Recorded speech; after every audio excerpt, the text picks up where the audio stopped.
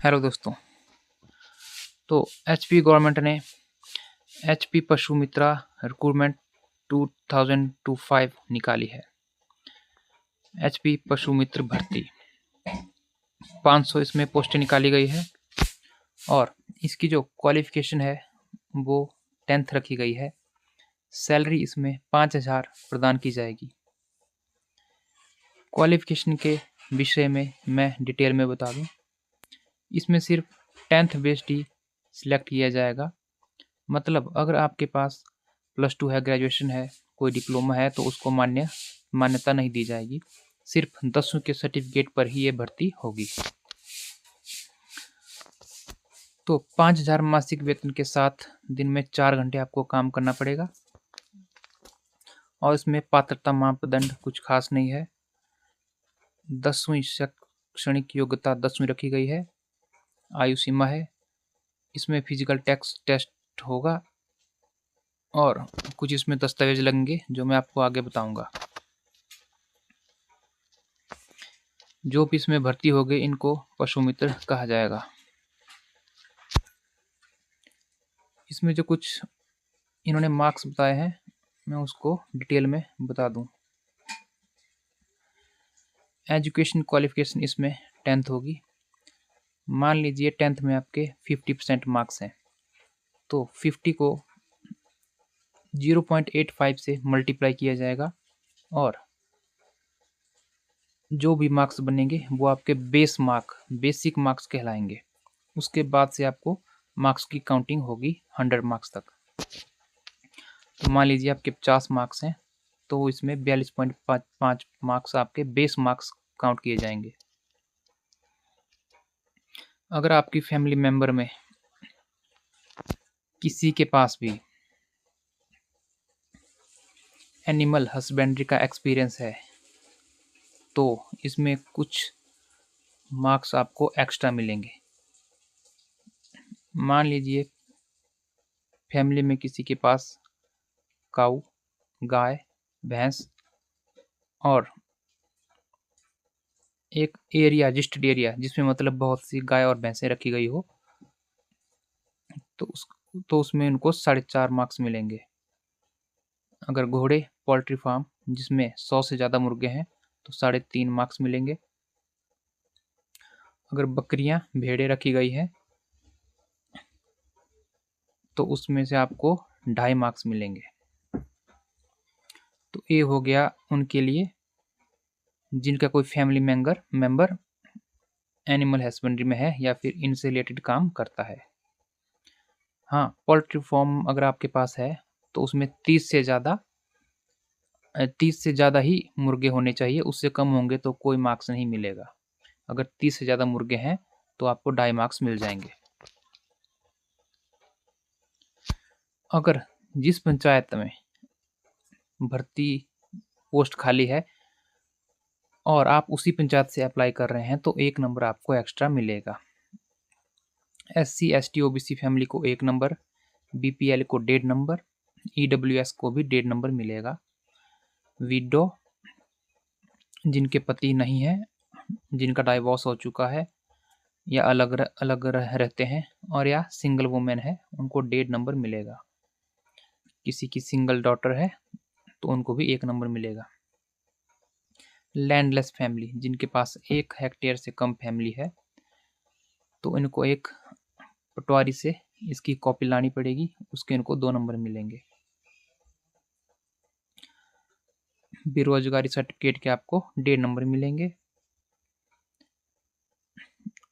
अगर आपके पास NSS का सर्टिफिकेट है तो उसका भी आपको 1 नंबर मिलेगा। इस प्रकार से 100 नंबर का टोटल टेस्ट होगा।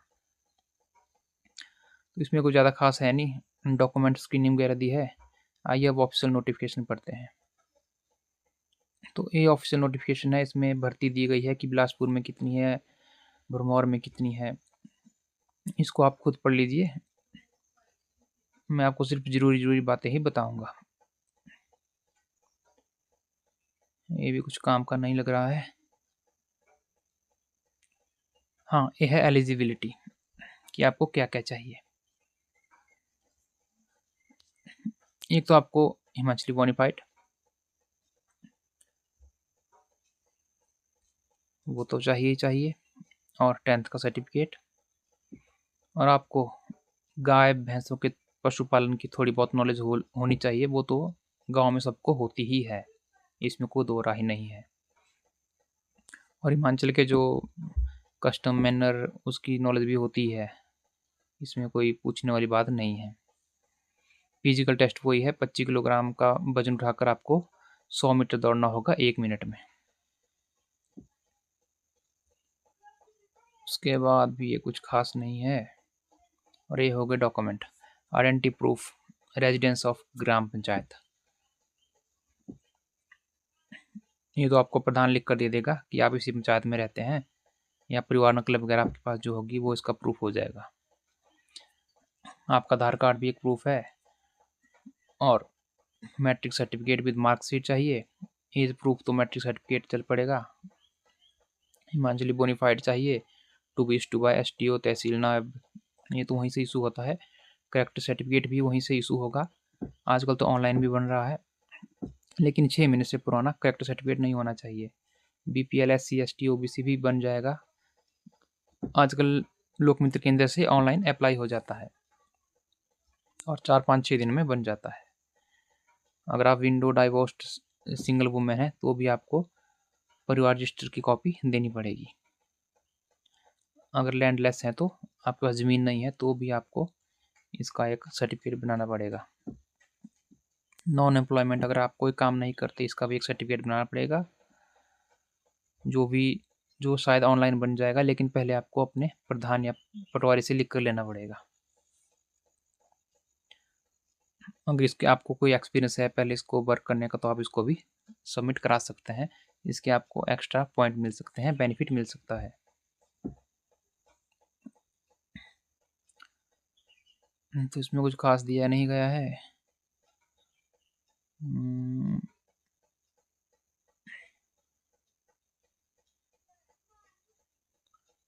डॉक्यूमेंट्स, और इसमें कुछ खास मुझे लग नहीं रहा है जो मैं बताऊं। हाँ, ये देख लीजिए। एक तो पशु मित्रा की कोई ट्रांसफ़र नहीं होगी, जहाँ पे इनकी ज्वाइनिंग हुई है वहीं पे रहना पड़ेगा। और मान लीजिए आपकी ज्वाइनिंग डेट आज है और आप आज किसी काम से नहीं जा पा रहे हैं, तो आपको इसमें कोई एक्सटेंशन नहीं दी जाएगी। अगर आपकी ज्वाइनिंग आज है तो आपको आज ही जाना पड़ेगा। 5,000 आपको पर मंथ दिए जाएंगे। 4 घंटे का आपका काम होगा। अटेंडेंस आपकी वेटनरी का जो ऑफिसर होगा वहाँ पे लगेगी, वो ही आगे देगा कि आपने इतने दिन की, महीने में इतने दिन आए हैं, और DDO से आपको सैलरी मिलेगी 5th ऑफ एवरी मंथ।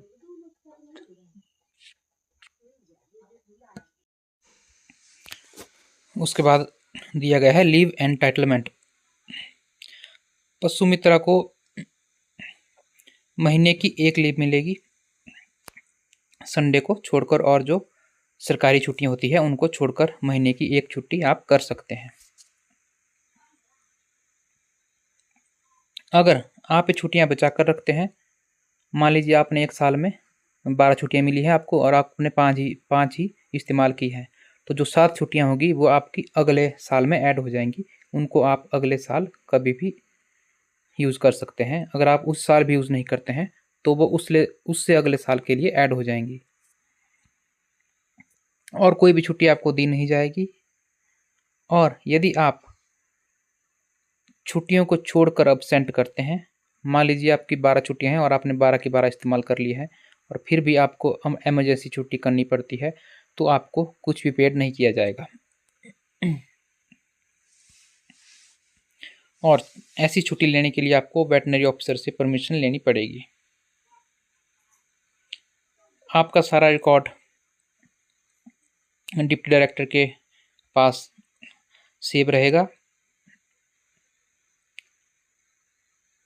और यदि आपको ये जॉब छोड़नी है तो आपको जॉब छोड़ने से 1 महीना पहले का नोटिस देना होगा कि मैं अब इसको जॉब को आगे नहीं कर पाऊंगा, तो आपको जॉब छोड़ने से 1 महीना पहले का नोटिस देना पड़ेगा। अब इसके बारे में आगे बता रहे हैं कि right to claim regular appointment. जो भी पशु मित्र हैं उनको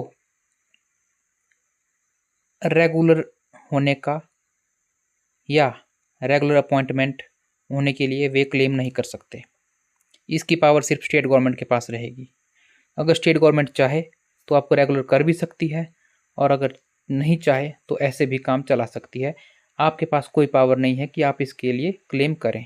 मान लीजिए आपने 10 साल नौकरी करी और 10 साल के बाद आप बोलें कि नहीं मुझे रेगुलर कर दो, और आप क्लेम करें या कोर्ट केस करें, हाई कोर्ट चले आएँ, तो इसमें पहले से मेंशन है कि ऐसा कोई राइट आपके पास नहीं है।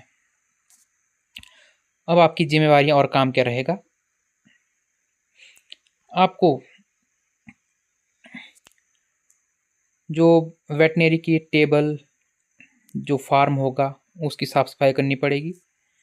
जितनी भी वहाँ पे वैक्सीनेशन हुई होगी जानवरों को, उनको आपको यूज़ करके उठा के डस्टबिन वगैरह में डालकर किसी सेफ प्लेस में रखना होगा। जो नए बछड़े जो पैदा होते हैं, मान लीजिए वो बीमार हैं, तो उनको भी आपको उठाकर वेटनरी में लाना पड़ेगा, ये आपकी ड्यूटी रहेगी। और वेटनरी को साफ सुथरा रखना, टेबल को साफ करना, वहाँ पे जो प्लांट्स पौधे वगैरह हैं उनको पानी देना, स्टोर रूम की सफाई रखना, हर चीज़ को अपनी जगह रखना, ये आपके हाथ रहेगा।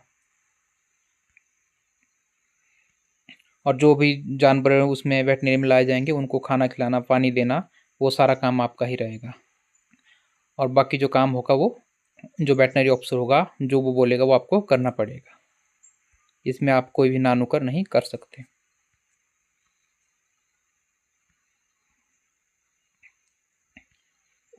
अब है ट्रेनिंग। पशु मित्र को 10 दिन की ट्रेनिंग दी जाएगी। जो भी आपका जो नियर बाय वेटनरी हॉस्पिटल होगा वहाँ पे आपको 10 दिन की ट्रेनिंग मिलेगी। बाकी इसमें कुछ नहीं है। अब आ गया फॉर्म को कैसे भरेंगे। सबसे पहले तो आप the senior veterinary officer sub divisional veterinary hospital, जो भी आपकी डिस्ट्रिक्ट है, जैसे मान लीजिए कुल्लू तो डिस्ट्रिक्ट कुल्लू, मंडी, शिमला, जो भी डिस्ट्रिक्ट है और हॉस्पिटल जहाँ पे हैं उस जगह का नाम। वेटनरी हॉस्पिटल मान लीजिए शिमला के रोहड़ू में है तो veterinary hospital Rohru, district Shimla. Application of engagement as Pashu Mitra eight, जो भी आपका नियर बाय वेटनरी है उसका नाम लिखना है आपने, अपनी ग्राम पंचायत का नाम और डिस्ट्रिक्ट का नाम। उसके बाद नंबर 1 में आपने अपना नाम लिखना है, दूसरे पे फादर नेम, तीसरे पे आपका परमानेंट एड्रेस आएगा, और पासपोर्ट साइज फ़ोटो लगानी है। जेंडर आपका male female, date of birth, category general SC, जो भी आप कैटेगरी है वो आपने लिखनी है आगे।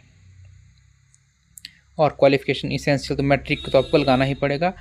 जो भी मार्क्स आपके मैट्रिक में है वो लिखने पड़ेंगे। आउट ऑफ टोटल मार्क्स मान लीजिए 700 में से 400 मार्क्स हैं तो आपको ऊपर मार्क्स ओवरटेन में 400 लिखना है, सेकंड नंबर पे आउट ऑफ टोटल पे 700, और परसेंटेज कितनी बनी वो लिखनी है। Whether livestock rearing self family. 8वां नंबर जो है ये है कि अगर आप खुद और या आपकी फैमिली में कोई, जैसे किसी का पोल्ट्री फार्म है या फिर 10-15 गाय हैं या कोई भी आपका पालन है, तो उसको आप यहाँ पे टिक करना है अगर है तो, अगर नहीं है तो नो करना है। अब उन्होंने डॉक्यूमेंट मांगे हैं। आइडेंटिटी प्रूफ, ये तो आधार कार्ड चल पड़ेगा। Education qualification 10th, date of birth आपकी मैट्रिक पे जो भी डेट ऑफ बर्थ होगी, मैट्रिक सर्टिफिकेट विद मार्कशीट। तो यहाँ पे डॉक्यूमेंट डिस्क्रिप्शन के पीछे आपने नाम लिखना है। तो जैसे मान लो आपने डेट ऑफ बर्थ का लगाना है तो नीचे लिख लिया मैट्रिक सर्टिफिकेट और आगे लिख लिया, पेज नंबर तो एक ही है तो एक ही नंबर लिखना है यहाँ पे। मंथली बोनीफाइड करेक्टर सर्टिफिकेट 6 महीने से पुराना नहीं होना चाहिए। SC ST जो भी है, BPL EWS, और अगर आपका पति स्वर्ग सिधार चुका है या डिवोर्स हो चुका है या पर अकेली रहती हैं तो भी आपको सर्टिफिकेट प्रधान से बनाकर यहाँ पे लगाना पड़ेगा। लैंडलेस, यदि आपके पास 1 बीघा से कम जमीन है तो भी आपको इसका प्रूफ जो है लगाना पड़ेगा। एनएसएस सर्टिफिकेट है तो भी लगाना पड़ेगा आपको, कोई खेल कूद का आपके पास सर्टिफिकेट है, और एनिमल हस्बेंड्री को एक्सपीरियंस है तो उसको भी लगाना पड़ेगा। यहाँ पे आपने अपने सिग्नेचर करने हैं, नीचे अपना नाम लिखना है, डेट लिखनी है और जगह लिखनी है। इसके बाद एक कॉलम में आपने कुछ नहीं करना है और 2 में भी कुछ नहीं करना है, नीचे आपने साइन करने हैं। ये है certificate of life stock rearing farmer family. ये सिर्फ उन्होंने ही भरना है जिनके पास, मान लीजिए आपके पास 30 से ऊपर मुर्गे हैं जो आपने पाल रखे हैं, या आपकी फैमिली में किसी ने पाल रखे हैं, या आपके पास भेड़ें हैं, 25-30 भेड़ें हैं, गाय हैं, पर 1-2 गाय नहीं, मतलब ज़्यादा होनी चाहिए एक पोल्ट्री फार्म के तहत, तो तब आपने ये भरना है। जो जो आपके पास है, मान लीजिए गाय है, भैंस है, गोट है, शीप है, वो मुर्गे हैं, तो उनको आपने भरना है क्योंकि कितने मुर्गे हैं, कितनी मुर्गियां हैं और टोटल कितने हैं। और रजिस्ट्रेशन भी इनका होना चाहिए, बिना रजिस्ट्रेशन के ये वैलिड नहीं होगा। मान लीजिए आपने खुद से ही ऐसे 30-40 मुर्गे पाले हैं तो वो वैलिड नहीं होगा। जैसे आप किसी सरकारी स्कीम के तहत आपने मुर्गे लिए हैं, भेड़े लिए हैं, तो ही ये वैलिड होगा। तो जो भी उस टाइम रजिस्ट्रेशन आपने कराया है उसका जो नंबर है वो यहाँ पे लिखना है। उसके बाद वेरीफाई होगा कि हाँ आपके पास हैं ये चीज़ें। वेरीफाई पहले प्रधान के पास और फिर वेटनरी ऑफिसर के पास वेरीफाई होगी, उनके स्टैंप और साइन लगेगा। ये अपने मेडिकल सर्टिफिकेट है तो इसको आपने बना लेना है अपने नियर बाई हॉस्पिटल से, और वो जो डॉक्टर है वो उसको खुद भरेगा। इसमें आपने सिर्फ साइन करने हैं, बाकी जो भी डॉक्टर होगा वो उसको खुद भरेगा, उसकी स्टैंप यहाँ पे लगेगी। तो इस प्रकार से वीडियो मैंने बना दी है। वीडियो थोड़ी लंबी हो गई है, पर इसमें जो जो ज़रूरी चीज़ें थी, जो जो आपको बताने लायक था वो मैंने बता दिया है। बाकी कोई भी आपको कुछ इससे जानकारी चाहिए होगी तो आप कमेंट बॉक्स पे लिख देना, मैं कोशिश करूँगा कि ज़्यादा से ज़्यादा लोगों के जवाब दे सकूँ। Thank you.